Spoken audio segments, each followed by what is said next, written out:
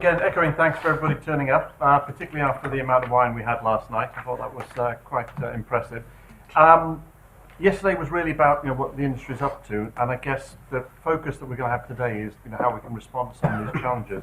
And I'm really pleased that Michael's going to give us the first talk, which is looking at some of the challenges, particularly that his area faces, and that I think will also act as a good primer to go into the workshop. So over to you, Michael. The microphone's on, is that about the right level? Can you hear me okay? Right, okay. So also before I begin, I'd really like to say thank you very much to everyone for yesterday. I thought it was a really interesting day. I learned a ton of new things that I'd heard vaguely about before, but not in any detail. I've got lots and lots of new things to go away and think about now, and I'll try to refer back to some of those as I go through the talk. So thank you very much to the people that spoke yesterday, people that have travelled long distances to be here, and particularly thank you to Jane and the people at the Gateway Institute here for putting the programme together. I thought it was really good yesterday. Right, so we're talking about novel computational paradigms, I believe, at this workshop, and I'm going to start just briefly with quantum computing, although it's sort of out of scope for the main workshop, because this is the prime example in my area of cryptography and computer security. Prime example of a disruptive technology, a novel computational paradigm that's had the most enormous impact on my business over the last few years.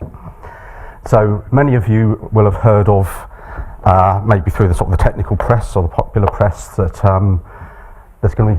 we're facing something potentially called the crypto apocalypse. And this is based on the fact, again, as many of you will know, that most of the public key cryptography we use today was developed in the 1970s and the 80s. It's based on number theory problems such as factoring and discrete logs.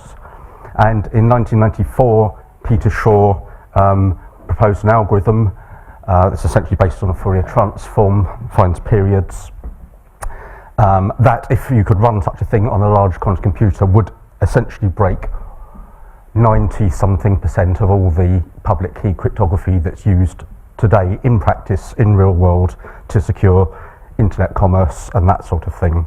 So that's what the crypto apocalypse is. Hopefully I'll remember to come back to this, but I will just say don't believe everything you read in the papers.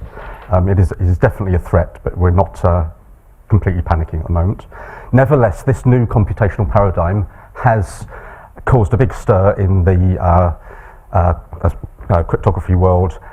People were already researching things that we now call PQC, post-quantum cryptography.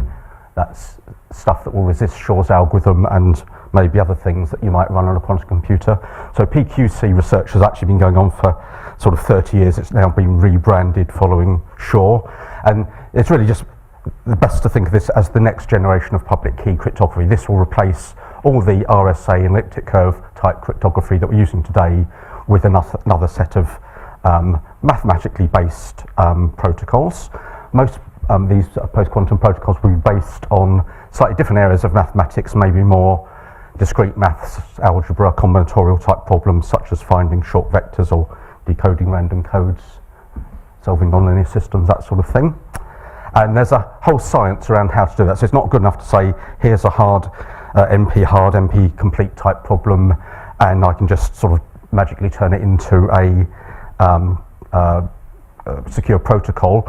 But there is some science around how to do that. And actually the challenge is not so much coming up with a secure, quantum secure protocol, it's coming up with one that's practical and usable, because one of the characteristics of most of the next generation protocols being analysed at the moment is that they have much, much larger parameter sizes than we're used to with current public key. So crowbarring them into TLS and IPsec and communications protocols is problematic. It will take many years to agree amongst academic get a consensus on what are the good post-quantum primitives to use, and then a further few years to integrate those into communications protocols as used on the internet. So it'll take us a few years to get there, but we're reasonably confident that we've got some good ideas and we will be able to avert a quantum crypto apocalypse unless a large-scale quantum computer appears in the next couple of years, something like that, very, very much ahead of schedule. Again, the consensus is that a large-scale quantum computer is probably still decades away, at least 10 years away, probably a lot more. So we think we will be able to avert the impending crypto apocalypse. So the obvious question for a workshop like this, where we're looking at other computational paradigms, is are any of the things that we discussed yesterday likely to impact cryptographic security? So I don't know is the answer. I heard some very interesting things yesterday which we'll go away and think about. But my expectation is that no is the answer. There won't be a second crypto apocalypse based on a new computational paradigm, but please prove me wrong, that'd be interesting. What I'm expecting though is that perhaps some of our current best known attacks against the post-quantum proposals might run more efficiently on a different computer other than a classical or a quantum computer. That would be really interesting to know about. What would be much more dramatic, I think, would be if there was a completely new solution to one of our hard problems arising from these new computational paradigms that nobody's just thinking about at the moment. And in fact, of course, we did hear one of the speakers yesterday has a roadmap in mind that might lead DNA computation to be able to solve some NP complete and therefore NP hard problems. So again, if that works out, that'd be absolutely fascinating to try to understand that. But the bottom line is, again, don't panic. Even in the worst case, we think that trying to do something like a 256-bit exhaust on any realistic physical computer is completely impossible for the time being. Again, we had the discussion yesterday in the molecular computing section, I think it was, about, there are only so many atoms in the universe, light only travels so fast, gates take so much energy, at the minimum energy to flip. So you can put all those things together and develop some arguments to say that no matter what your physical computational paradigm is, it shouldn't be able to do something like a 256-bit exhaust in any sensible time frame, like the life of the Earth or something like that.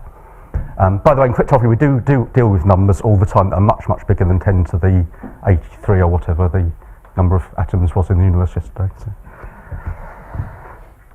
Just to hammer home this message, though, again, the effect of these novel computational paradigms. I know I'm sounding a bit flippant up here, but we do take these very seriously. If you did have any insights into solving things like NP hard, NP complete problems, or even approximating them, sometimes approximations are good enough, please let us know, because that would be really quite significant. So again, the example I'll give is from D-Wave. I wrote these slides before I heard the DNA computing talk yesterday.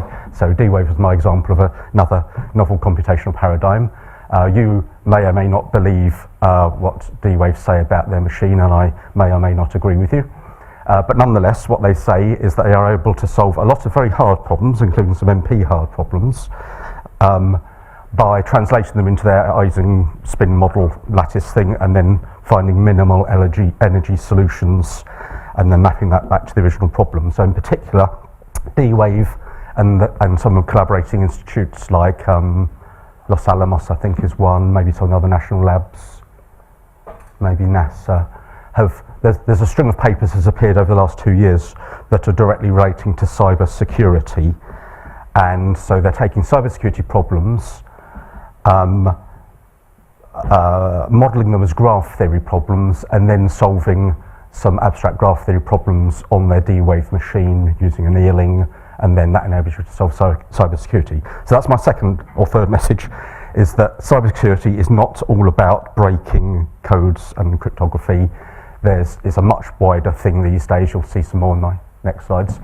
But in terms of network defense, these things that D-Wave have published on, if you could solve them in a different way on your novel computational paradigm, would also have a very direct, very important impact on cybersecurity, in this case network defense, these three examples. So if you've got a network of machines connected together, that's obviously possible to model as a graph. And then if you can solve graph problems, you can solve problems like trying to identify subgraphs of interest that might be a little community like criminals or terrorists, or you might be able to track things as they move across the graph. You can sort of see how that will go. So again, my organisation in particular, would like to better understand how new computational paradigms as they come along might support this wider set of security research problems, not just code breaking. Perhaps I'll just pause there. Are there any questions just on that first 2 or 3 points I've made before I move on? I mean, I just want to Sure. point out yesterday that basically stochastic neural network solve the same class of problems as, Right. as quantum annealing. Yeah. Probably faster, as I understand. Well, no, they're slower. But They're slow, okay, right. And they're much cheaper. Right, okay, that's great, yeah. And, well, the D-Wave machine exists. It does, yes.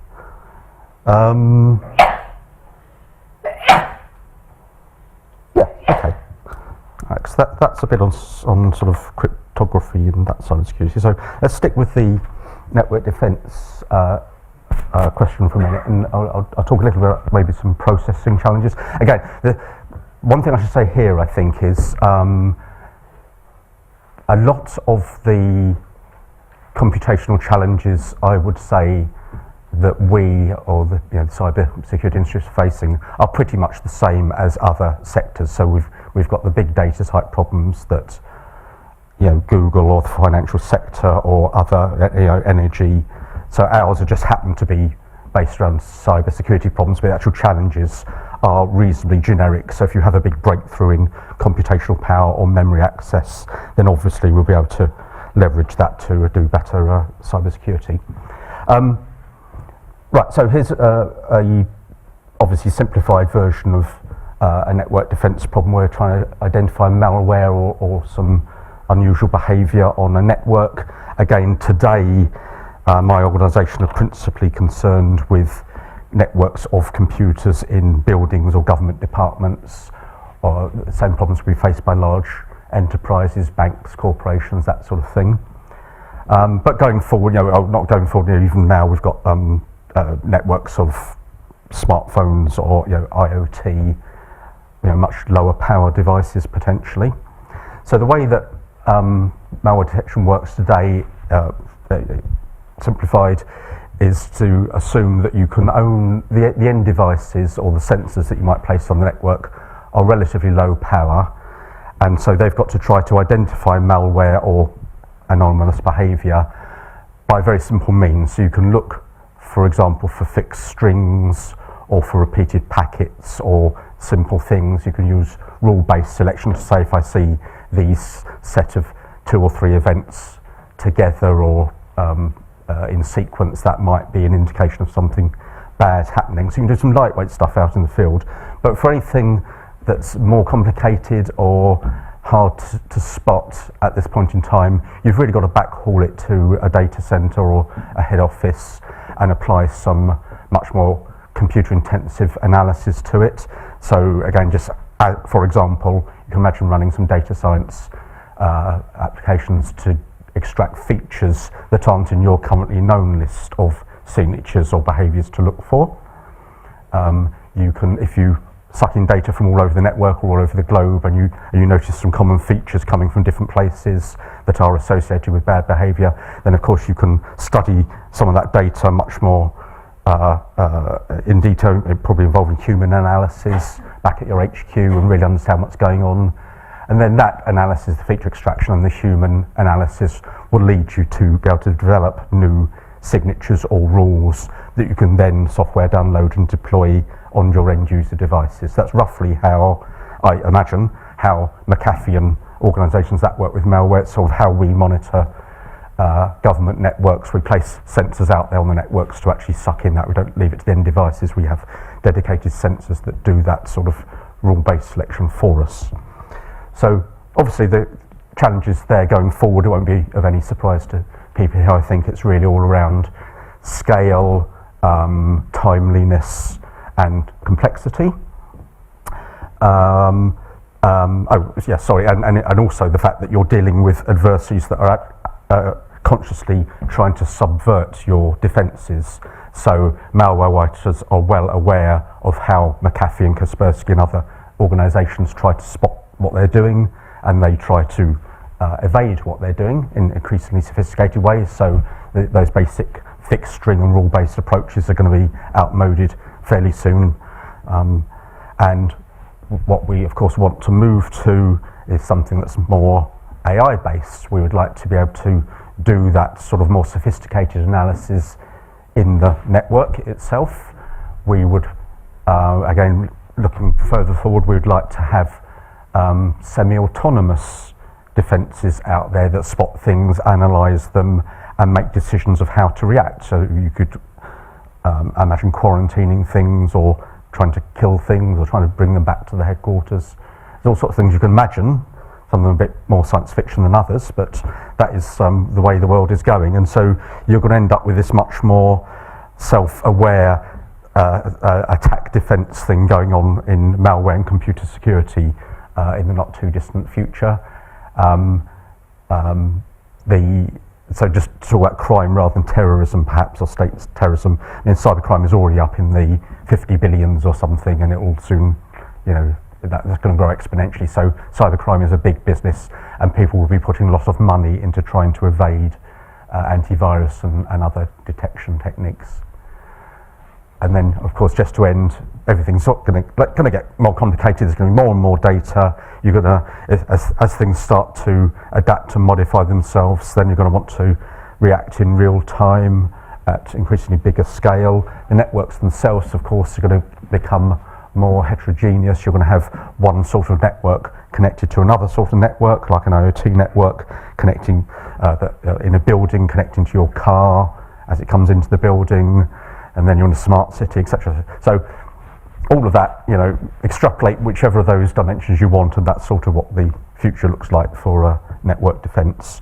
And again, just referring back to yesterday, I think I remember there was a discussion. There might be a bit of a tension between the first speaker was saying it's always, in some sense, better to pull data back to a centre so you can aggregate it and run your analytical tests, and that's a better thing to do in terms of efficiency and perhaps power efficiency in particular, but certainly analytic efficiency will be better. But at the same time, there's this drive to do more and more computing at the edge, because you don't want the bandwidth and the delay in terms of pulling data back.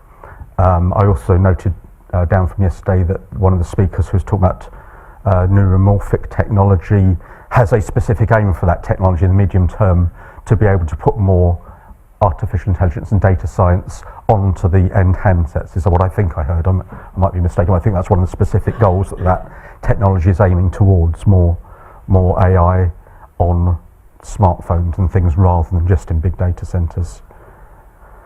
And then I've also written down here, if I'm reading my own writing, that we had a talk on memristas, and the speaker there was talking about adaptive unsupervised learning on end devices. Again, I can imagine applications of that to this sort of adaptive network defence, where you've got things that change their behaviours over time or in different parts of the network. Okay, again, just pause there for a quick question on sort of processing challenges. Slightly different, but just hang on Sorry. for the mic. Yeah. We need to use mic for any questions, because so if you could just speak into Okay, so in a sort of related issue, is it true that these cyber criminals have funded studentships in British universities? I imagine so. I know certainly that state-sponsored cyber criminals, or however you want to refer to them, have done that. I'm sure cyber criminals have, but I'm not aware of any particular cases. But so is there any way to tell the universities this, or like these? Yes, there is a programme of work to educate universities. Again, I'm talking more about the use of foreign students in UK universities to identify intellectual property of interest and bring it back to countries east of here. That's a really big problem, actually, but out of scope for this. Thank you. And then the last example. Oh, excuse me, don't. Michael, can I add my sub-challenge to your final bullet? Of course. And that is within the various incarnations of critical national infrastructure. Yes. There is a view, if we can model this, Yep. then we have a starting point for looking at some of the less fixed nature of these networks. Mm-hmm. And from my perspective, 4D modelling has probably an application here. However, we need a better computing platform Mhm. to be able to run some of those complex models, and definitely in, say, smart city space, So, cross-domain. right. So, is that of relevance to one of the new paradigms we heard of yesterday? I mean, do you want something just like a big GPU, but bigger and better, or something, or do you need a supercomputer with big memory, or? I'm still running through what Okay, what I learned but yesterday, but that is a challenge I think we're going to face, and it's an application of another novel paradigm. Yeah.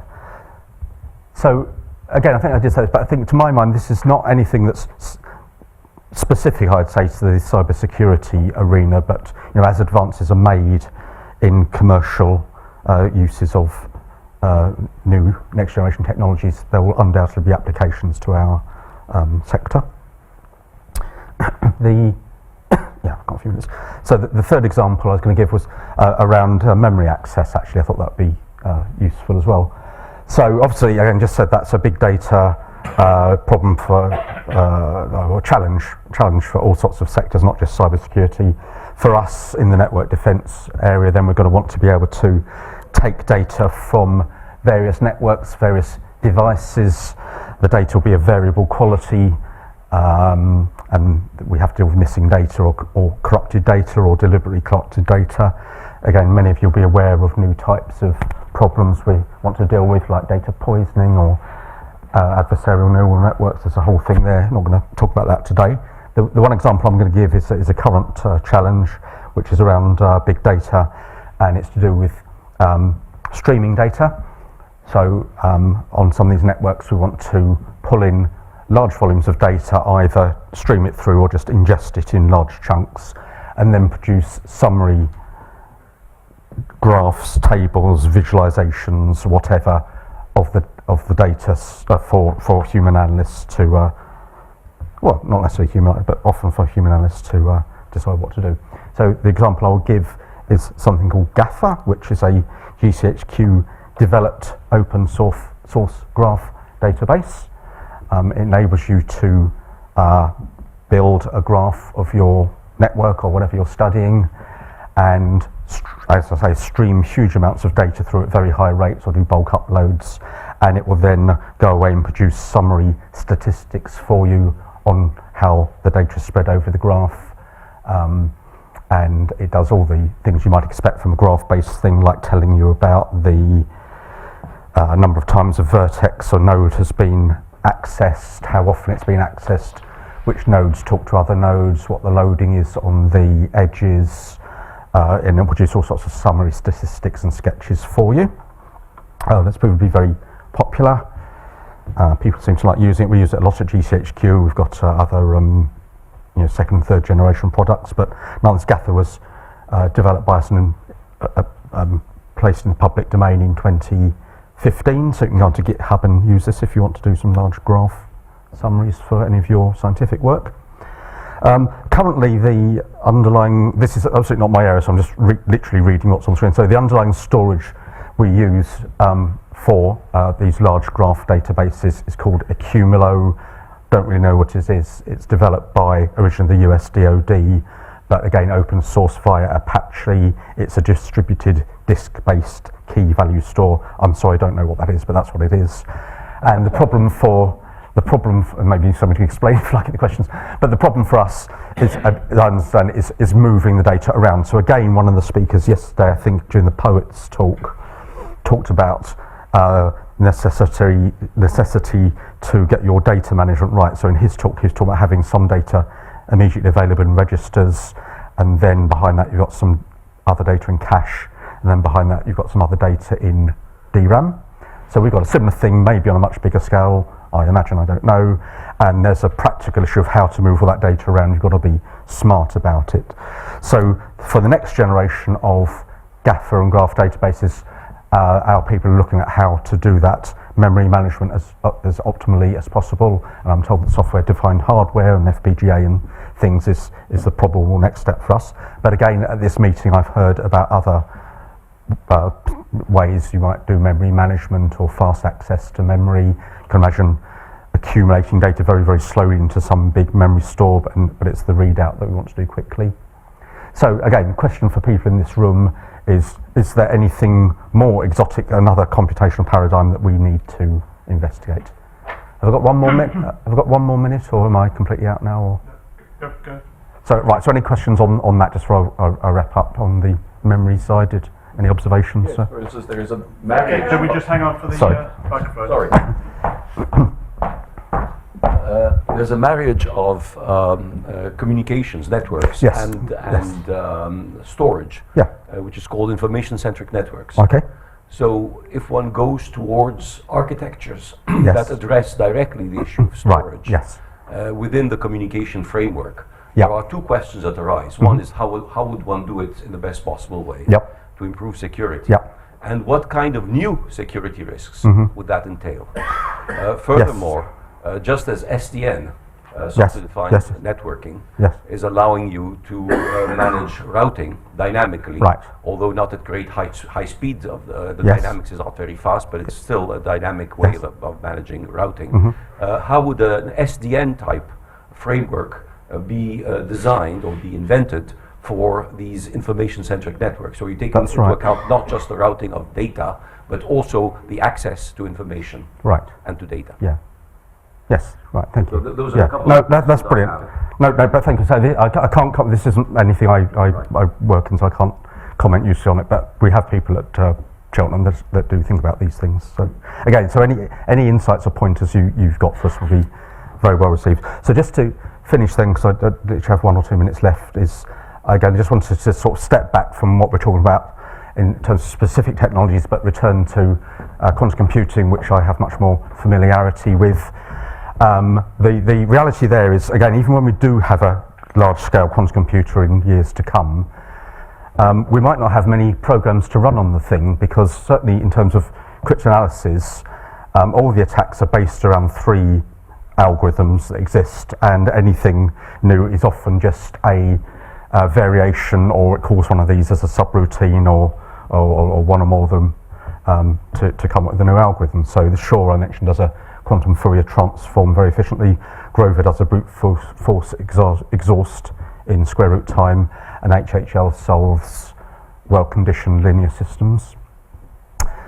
So anyway, just again, I know that people in this room know about this. I just want to make the point that from the user point of view, if I'm buying your technology, we'll also be asking for things about, how do I program the thing? Do you have algorithms available? Do you have tools and compilers available for my people to get used to and learn?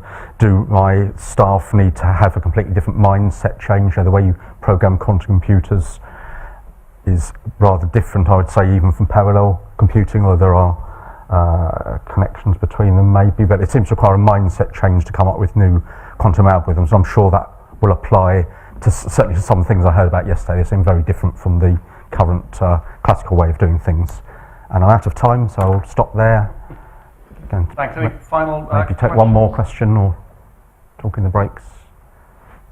So, Just hang on for the microphone again.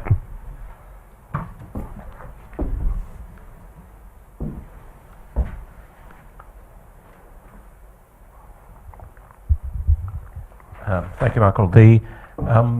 You described applications in which, by force of circumstances, you have only partial access to data, maybe even a small sample of data. Do you see any prospect for hardware or software paradigms in which you don't mind certain, you're tolerant of faults or failures if your input is already only partly correct? Do you mind your computation being only partly correct as well? So I think, yes, again, this isn't really my area, it's not something I know a lot about, but I've already spoke to John here earlier. He's got examples of where probabilistic computing is actually a win over the way we currently do things. Obviously you have to tolerate some possibility of failure, but you can gain very large speed ups if you are able to tolerate that, or you have applications that are slightly insensitive to errors partway through the calculation. Would you like to say any more about that, John? That's good. Okay. Thank you. Yeah, sure. Have you, in your experience, have there been a significant number of backdoor attacks or router attacks, router-based attacks in the infrastructure in the UK? Yes, a lot. It's very common, unfortunately. Good question and clear answer. So thanks, speaker, for the talk.